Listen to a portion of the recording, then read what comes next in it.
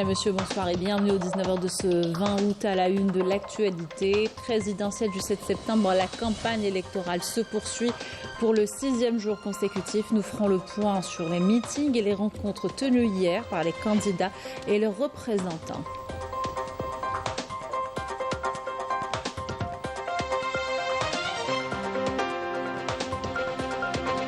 Réunion entre les délégations de l'ANI et les représentants diplomatiques en France, les préparatifs du scrutin présidentiel à Paris, le bon déroulement de la campagne en question.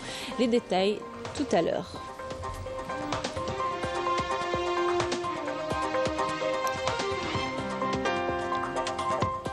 Célébration de la journée nationale du Moudjahid marquant le congrès de la Sommam et l'offensive du Nord constantinois. Cette dernière a été un tournant dans la guerre de libération. Retour sur les événements à Skikda.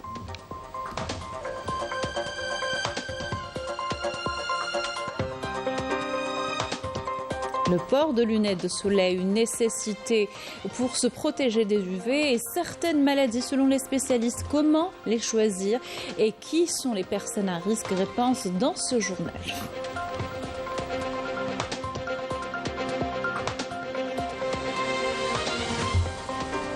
Nous irons à Mostaganem à la découverte d'un sport de plein air et de fortes sensations. Né de la fusion entre l'aviation légère et le parachutisme, le parapente attire de plus en plus d'adeptes. Reportage dans cette édition.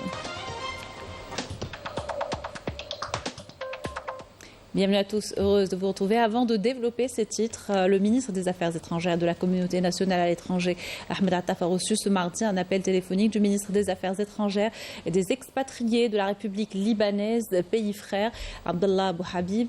À cette occasion, le ministre libanais a réitéré les remerciements et la reconnaissance des autorités de son pays au président de la République, Abdelmajid Tebboune, pour sa solidarité et son soutien au Liban dans la conjoncture difficile qu'il traverse à travers sa décision de l'approvisionner en fioul pour faire fonctionner les centrales électriques, soulignant que cette précieuse initiative a été très appréciée et a eu un grand écho auprès de toutes les composantes du peuple libanais. Le ministre Abdallah Abou Habib a également exprimé ses sincères remerciements et sa reconnaissance pour les efforts de l'Algérie au Conseil de sécurité des Nations Unies dans la défense des positions des intérêts vitaux et de la souveraineté territoriale du Liban face aux agressions israéliennes répétées sur son territoire. Présidentielle du 7 septembre, la campagne électorale se poursuit pour le 6e jour consécutif. Je vous propose un résumé de la 5e journée hier où les candidats et leurs représentants ont enchaîné les meetings et les rencontres avec leur électorat potentiel. Résumé de Mariam Damis. Lors d'un meeting à Tizi Ouzou, le secrétaire général du FLN, Abdelkarim Ben Barak, a mis en avant le programme du candidat indépendant Abdelmajid Tebboune qui vise à renforcer l'équilibre du développement entre les régions, notamment par la révision des codes communaux et de wilaya pour accorder plus de prérogatives aux élus locaux. Plusieurs responsables de partis dont Mustafa Yahi du RND, Fatah Bouttabik du Front Al-Mustaqbal et Abdelkader Ben Guerina du mouvement Albina ont également appelé à voter pour le candidat indépendant Abdelmajid Tebboune, mettant en avant la continuité des réformes et des réalisations obtenues lors de son premier mandat.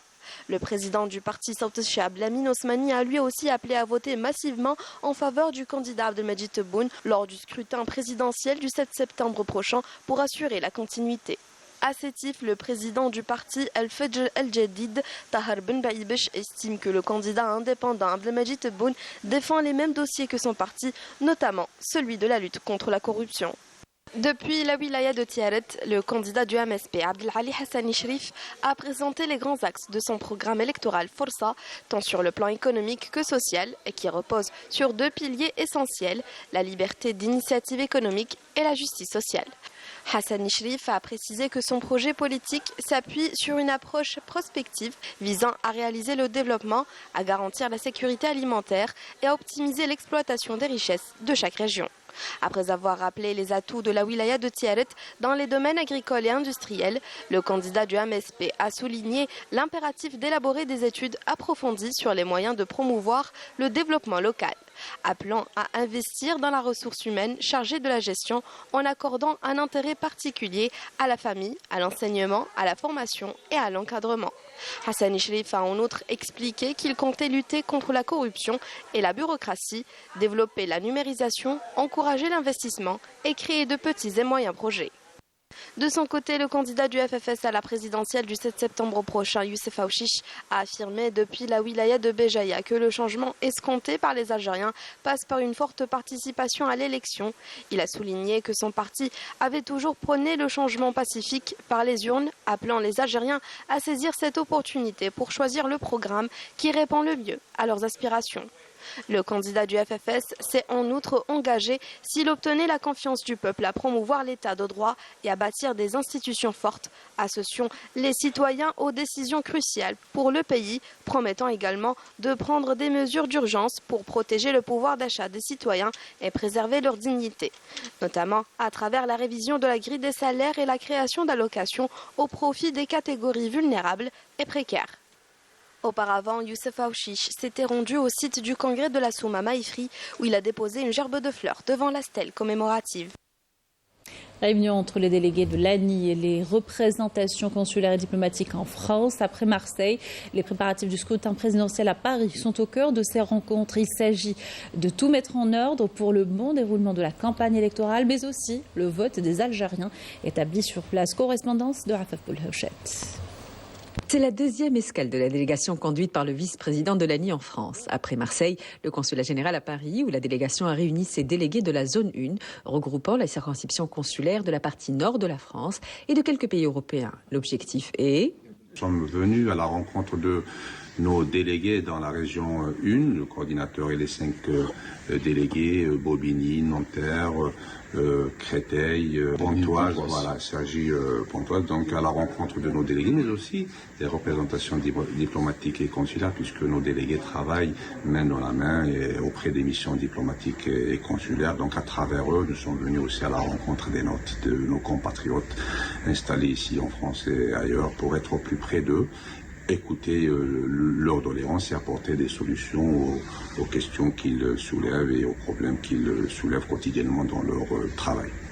De son côté, le consulat général à Paris, en charge des aspects logistiques, a présenté un exposé sur l'ensemble des mesures administratives et logistiques mises en place pour assurer le bon déroulement du scrutin et optimiser les moyens afin de rapprocher l'urne de l'électeur. Pour sa part, le consulat général d'Algérie à Paris a mis en place tous les moyens nécessaires afin de permettre et de garantir le succès de cette importante élection, à travers notamment la mise en place de pas moins de 9 bureaux, dont 5 à Paris et 4 bureaux délocalisés au niveau relevant tous de la circonscription consulaire du poste, notamment à Tours, Orléans, Blois et Vierzon. Cependant, une échéance aussi importante ne se limite pas à ces aspects administratifs et logistiques. Bien que loin du pays, l'ANI veille à organiser des réunions d'information par circonscription avec les représentants des candidats afin de répondre à leurs éventuelles questions réglementaires sur le déroulement du scrutin ou de prendre note de leurs éventuelles réserves. Les représentants des candidats à qui incombe la responsabilité des opérations d'affichage réglementaire dans les postes consulaires qui ont déjà disposé les tableaux réglementaires dans leurs enceintes dès le lancement officiel de la campagne électorale, en veillant scrupuleusement au respect de la réglementation et de la neutralité de l'administration. Nous travaillons en étroite collaboration avec le représentant de l'ANI, le délégué et le coordinateur, de même qu'avec les services de l'ambassade d'Algérie à Paris, pour garantir une équité, une égalité de traitement vis-à-vis de tous les représentants, de tous les candidats. Nous serons, inchallah, à équidistance de tous les représentants. Nous sommes à leur disposition pour tout ce qui nous incombe en matière d'organisation et d'information. Et Inch'Allah, ce sera une fête pour tous les Algériens, surtout pour notre communauté à l'étranger, qui aura l'occasion, encore une fois, de réaffirmer le lien très fort qu'elle a avec son pays. Ce sera Inch'Allah une fête pour l'Algérie, ce sera Ars Kibir el-Jazir, Inch'Allah.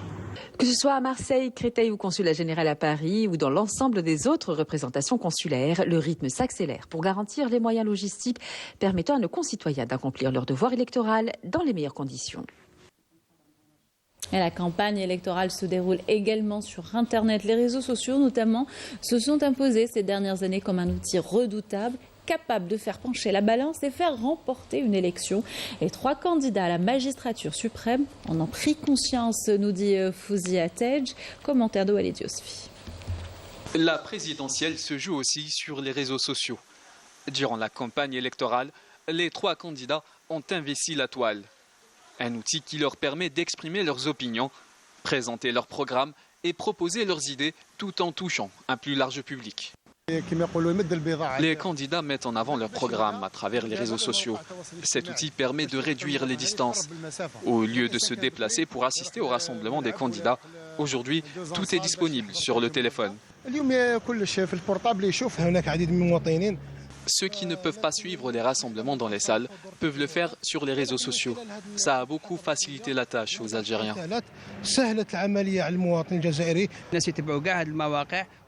On peut trouver le programme, les meetings des candidats ou toute autre information sur les réseaux sociaux. Ça nous facilite la tâche. Les réseaux sociaux offrent donc aux candidats l'opportunité d'interagir avec les électeurs via des diffusions en direct depuis les salles de meeting ou les sorties de proximité.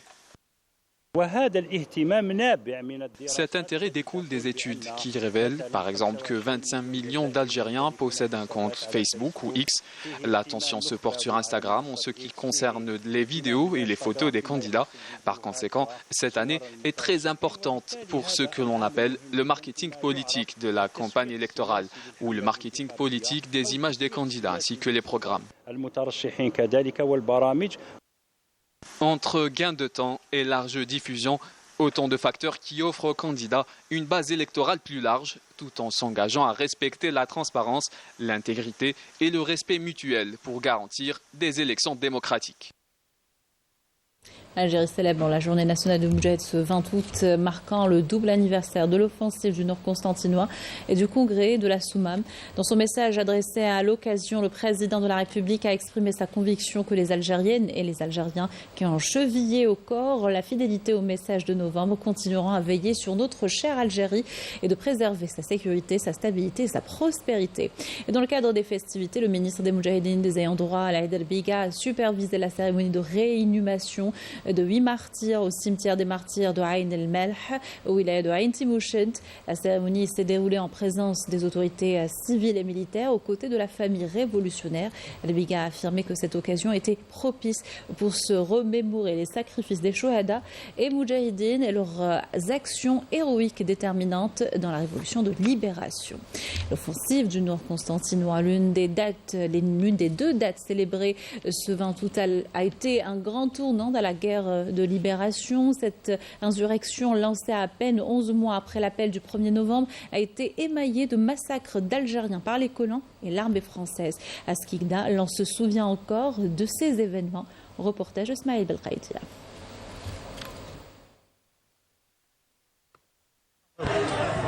Le 20 août 1955 fut longuement préparé à Skikda par les Moudjahidines qui s'étaient réunis dans un endroit secret afin de lancer une offensive qui allait marquer la révolution algérienne. Nous sommes exactement le haut Beni Mellek, les anciens ayatollahs Sidi Ahmed.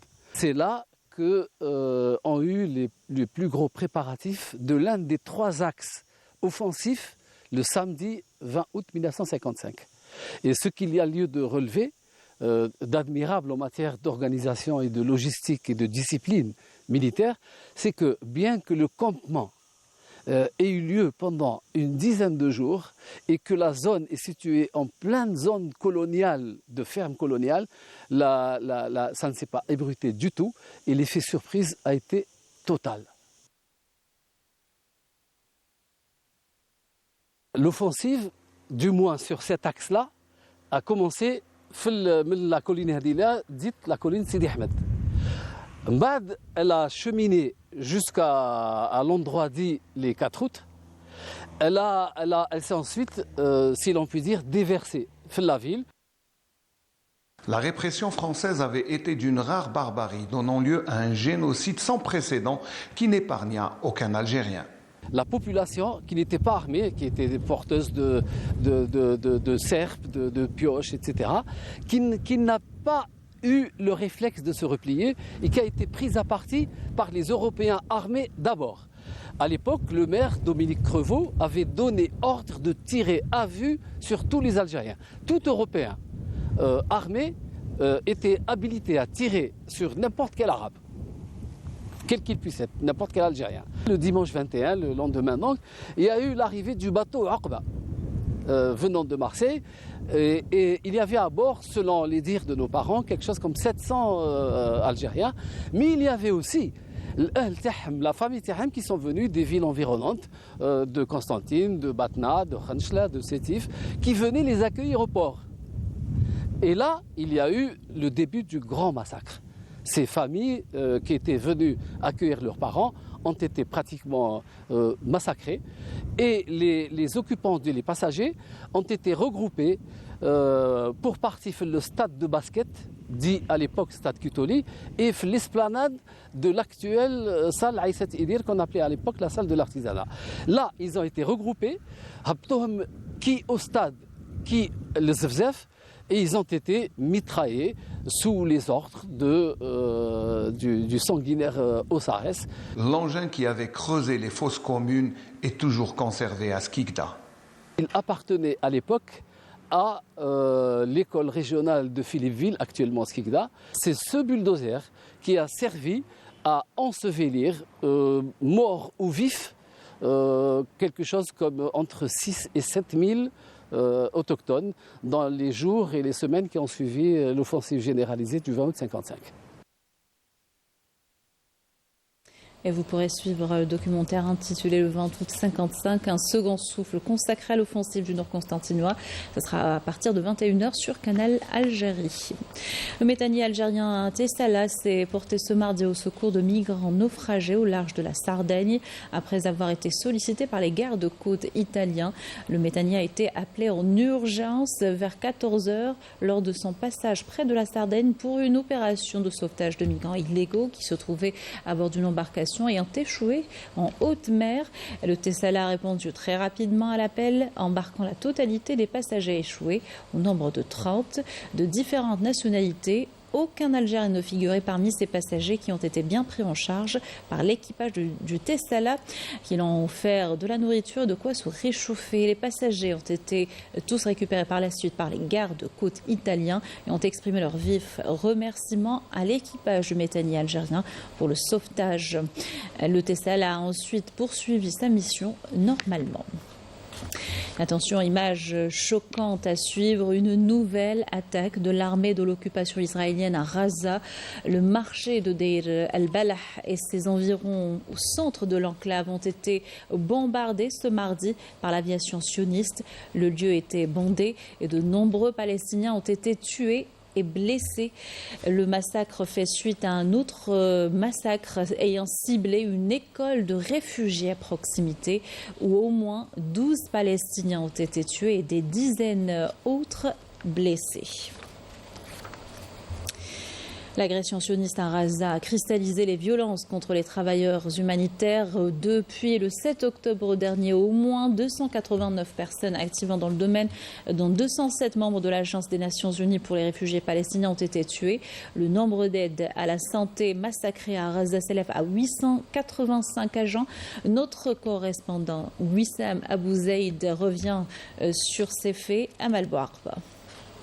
À chaque frappe sioniste, les équipes de secours de Gaza se précipitent pour tenter de sauver des vies. Malgré le manque de moyens et de carburant, elles font preuve d'une mobilisation et d'un engagement sans faille.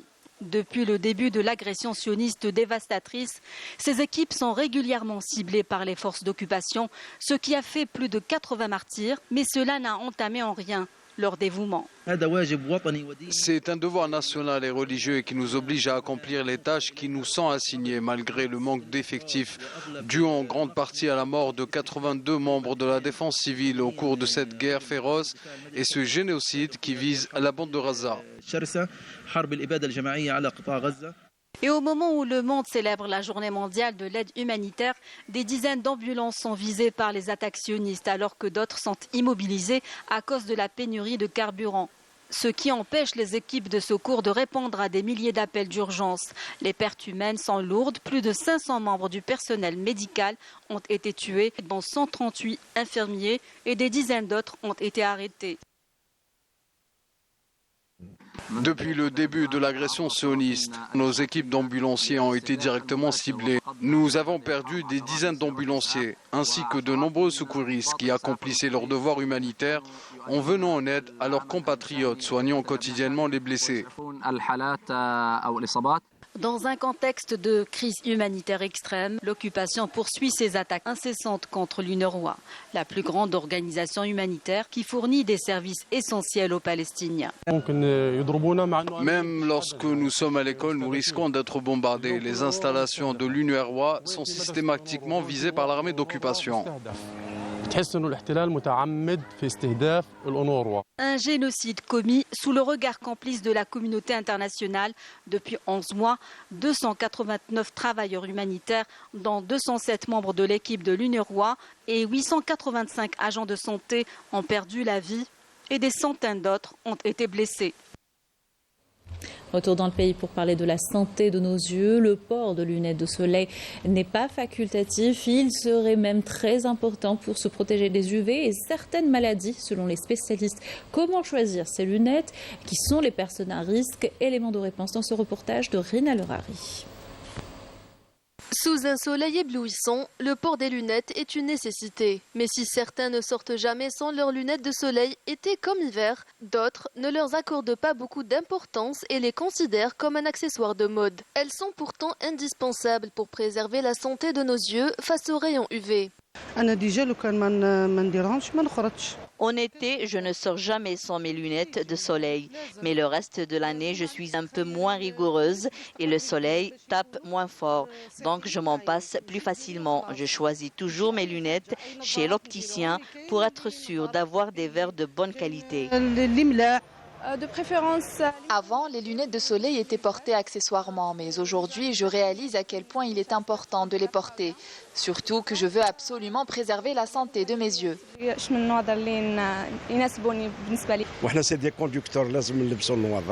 Plus on prend de l'âge, plus on réalise à quel point nos yeux deviennent sensibles et qu'il faut en prendre soin. Moi, par exemple, je conduis beaucoup et les rayons de soleil peuvent gêner ma vision sur la route. C'est pour cela que je porte toujours mes lunettes de soleil et j'accorde une grande importance au choix de la qualité des verres. Il est important d'acheter des lunettes de bonne qualité et non celles vendues dehors ou dans les marchés, car elles ne garantissent pas une protection suffisante. Et pour avoir de plus amples informations sur le port et le choix des lunettes solaires, nous avons rencontré un ophtalmologue qui nous explique l'importance de choisir des lunettes offrant une protection UV optimale. Il faut savoir qu'un verre foncé ne constitue pas spécialement une protection.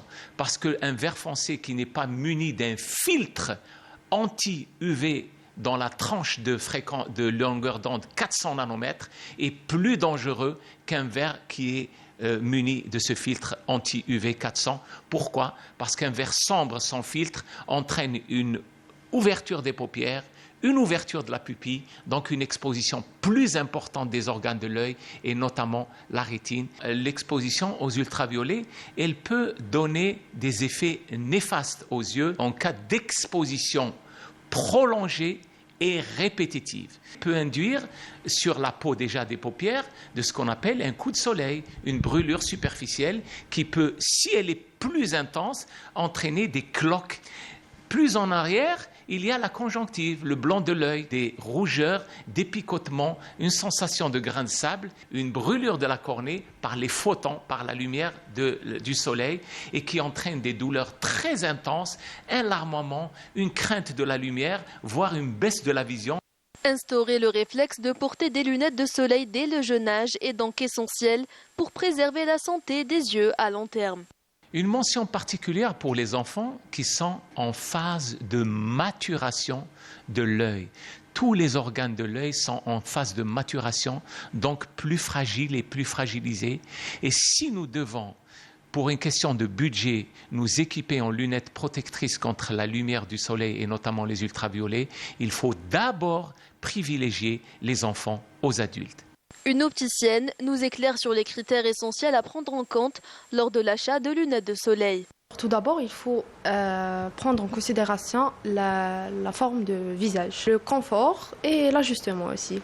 Deuxièmement, la qualité des verres. Il faut qu'ils soient polarisés et offre une protection UV maximale. Améliore la clarté visuelle et le contraste. Elle élimine la fatigue oculaire dans des différentes activités comme le sport en plein air et la conduite. Que ce soit en été ou en hiver, par temps ensoleillé ou couvert, le port de lunettes de soleil est un geste indispensable pour préserver la santé des yeux contre les dangers des rayons UV. Voilà, donc il faut protéger ses yeux, bien s'hydrater en cette période de grande chaleur. Mais pour se divertir, direction Mostaganem, où on part à la découverte d'un sport de plein air et de fortes sensations. Né de la fusion entre l'aviation légère et le parachutisme, il s'agit du parapente, cette activité qui attire de plus en plus d'adeptes, nous dit Wahiba Alali et Walid Yosfi. C'est sur les hauteurs qui surplombent les belles plages de Mostaganem que les passionnés de parapente et autres amateurs de sensations fortes peuvent s'offrir une expérience unique. L'art de défier la gravité, de glisser dans les airs pour une liberté absolue, tout en profitant de la vue imprenable sur les paysages, une activité qui séduit de plus en plus. C'est la première fois que je tente l'expérience. Ça fait longtemps que je voulais essayer, car j'aime bien la montée d'adrénaline que cela procure. C'est un rêve d'enfant que je réalise aujourd'hui dans mon pays. J'ai remarqué que ce sport attirait beaucoup de touristes. Une fois dans les airs, on se sent libre et on peut admirer la nature. C'est une première pour moi en Algérie. Ça m'a permis de découvrir la beauté de mon pays. À l'origine de l'expérience, l'association Woodfire Aventure. Que vous soyez amateur ou expert, ses membres proposent des formations et des sessions d'entraînement à tous ceux qui veulent tenter l'aventure. Notre équipe est constituée de moniteurs expérimentés. Nous proposons des sessions encadrées à toutes celles et ceux qui souhaitent tenter l'expérience. Nous recevons des visiteurs de différentes wilayas du pays et même de l'étranger pour pratiquer cette discipline. Beaucoup de personnes originaires du Sud également, des amateurs de ce sport ou des personnes qui veulent effectuer leur baptême. Cela leur permet d'apprécier les paysages de Mostaganem, qui est magnifique vu du ciel. Si ce sport était d'abord réservé aux initiés, il est aujourd'hui accessible à un plus large public grâce à des associations fondées par des passionnés à travers les 4 coins du pays. Une activité qui permet de s'évader en se laissant simplement porter par le vent.